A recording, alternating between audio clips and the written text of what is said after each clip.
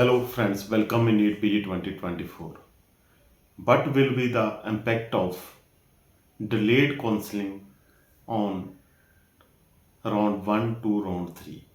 जो हमारी counselling delay हो चुकी है, क्योंकि अगर हम लास्ट ईयर से कंपेयर करें तो 20 अक्टूबर को 4 राउंड जो कंप्लीट हो चुके थे, परंतु दिस ईयर अभी तक जो काउंसलिंग प्रोसेस है प्रॉपरली स्टार्ट नहीं हुआ।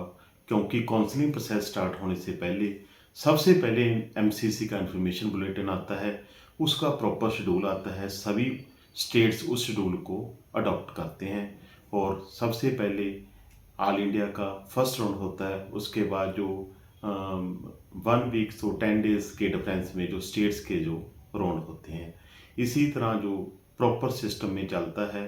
और ये जो प्रोसेस होता है 2 से 2.5 मंथ्स का 4 राउंड का प्रोसेस होता है।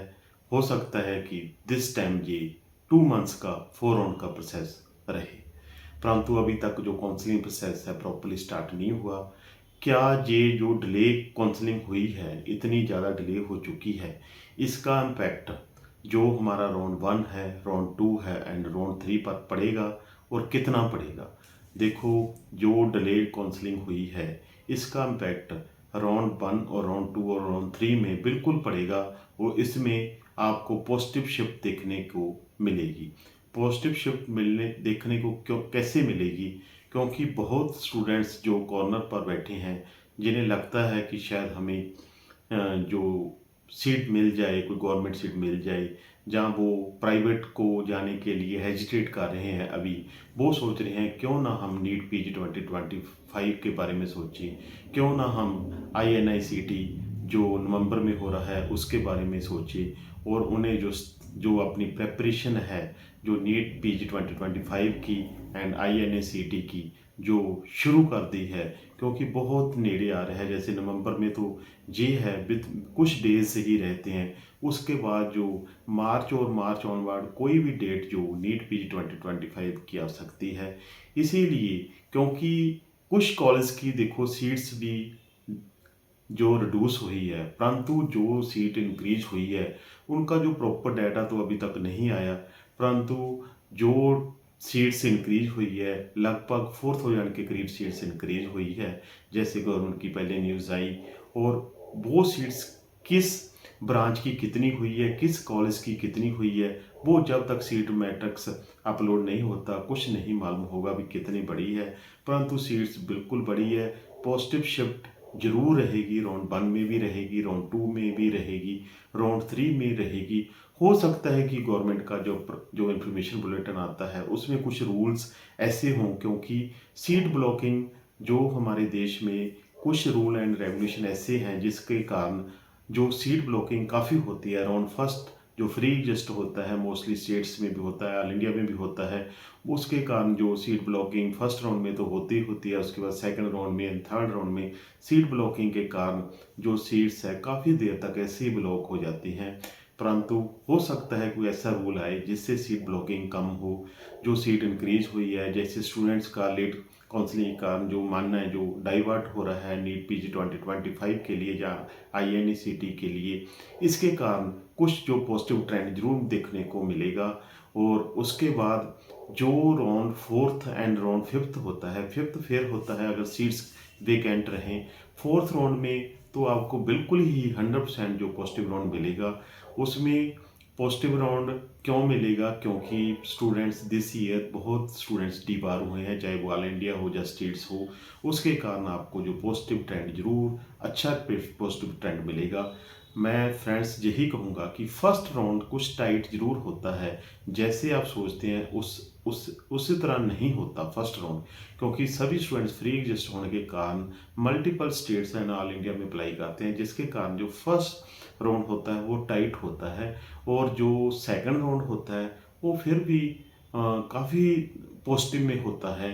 लास्ट ईयर के पैटर्न पर हम देखें कहीं भी 2022 का 2023 से भी आप कंपेयर कर सकते हैं।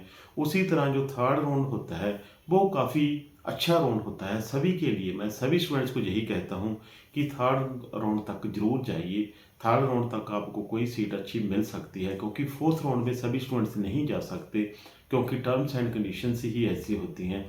थर्ड राउंड में जो सभी प्रोस्पेक्टस में लिखा हुआ होता है कि थर्ड राउंड में जो भी रिजर्व कैटेगरी की सीट्स होगी, जो भी एनआरआई की सीट्स होगी, जो वैकेंट होगी, वो थर्ड राउंड में जनरल कैटेगरी में कन्वर्ट होगी। इसीलिए जो पॉजिटिव ट्रेंड जो थर्ड राउंड में काफ़ी रहता है।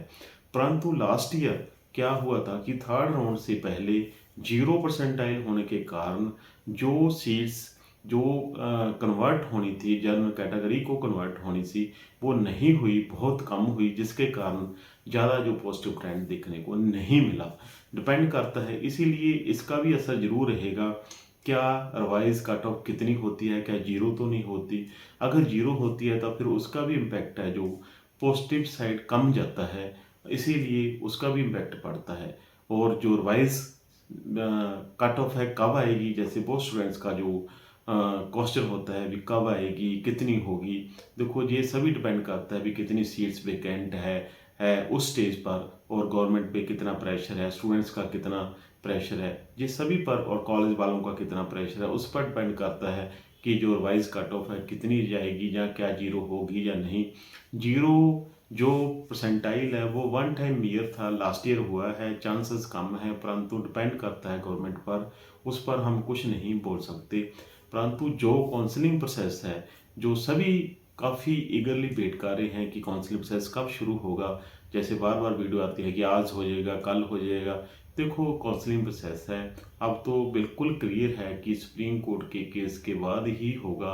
हो सकता है फ्राइडे को सब कुछ नॉर्मल हो जाए, शुरू हो जाए, और अगर कोई डेट पड़ती है तो फ्राइडे के बाद आएगा। मैं यही कहूँगा कि काउंसलिंग प्रोसेस है जो शुरू होगा फ्राइडे, और आफ्टर फ्राइडे होगा प्रॉपरली, कोर्ट केस के बाद ही होगा। परंतु ये जो केस है ज़्यादा लंबा नहीं चलेगा, क्योंकि हमारे जो चीफ जस्टिस हैं वो भी नेक्स्ट मंथ जो 11 नवंबर को रिटायर हो रहे हैं। उसके बाद पहले ही जो काफ़ी ज़्यादा डिलेड काउंसलिंग हो चुकी है, इसका भी कारण है। इसीलिए दिस मंथ मैक्सिमम जो काउंसलिंग प्रोसेस है बिफोर दिवाली चलेगा। मेरा तो यही कहना है कि ये फ्राइडे से शुरू होगा। डिपेंड करता है कि फ्राइडे क्या होता है, क्या ये डिसाइड होता है। अगर हियरिंग पर आ गया, प्रॉपर हियरिंग पर समा हुआ आ गया, तो ये केस बिल्कुल प्रॉपर, इसका कोई ना कोई डिसीजन हो जाएगा। मैं सभी स्टूडेंट्स को यही कहता हूँ कि पॉजिटिव सोचिए, आपको पॉजिटिव ट्रेंड जरूर मिलेगा। थर्ड राउंड तक ट्राई कीजिए, आपको अच्छी सीट मिलेगी, और कोई भी आपको आउट ऑफ टर्न एडमिशन नहीं दिला सकता। इसीलिए किसी भी कॉलेज के, किसी के एजेंट के पास मत जाइए। आपको जो भी कुछ मिलेगा आपके रैंक मुताबिक मिलेगा। कोई ऑफलाइन काउंसलिंग ना लास्ट ईयर हुई है ना दिस ईयर होगी, सभी ऑनलाइन काउंसलिंग होती है, चाहे वो फोर्थ राउंड हो चाहे फिफ्थ राउंड हो। ये बिल्कुल क्लियर है, एमसीसी के प्रोस्पेक्टस पर लास्ट ईयर में भी लिखा है, दिस ईयर भी यही होगा। और हो सकता है कोई और भी अच्छी जो हमें बातें देखने को मिले जब इन्फॉर्मेशन बुलेटिन आएगा। जब भी इन्फॉर्मेशन बुलेटिन आएगा, हर पॉइंट मैं आपके साथ प्रॉपरली डिस्कस करूंगा। मेरे इस चैनल को शेयर कीजिए, लाइक कीजिए, सब्सक्राइब कीजिए। मैं आपको बिल्कुल जो प्रॉपर गाइडेंस होती है, जो एमसीसी की साइड पर होती है या स्टेट्स की साइड पर होती है, उसके बाद चेक करने के बाद ही कोई वीडियो डालता हूँ। इसीलिए मैं यही कहूँगा कि आपको दिस ईयर पॉजिटिव ट्रेंड जरूर मिलेगा, और आपको अच्छी कोई सीट आपके रैंक में आपको जरूर मिल पाएगी। थैंक यू दोस्तों।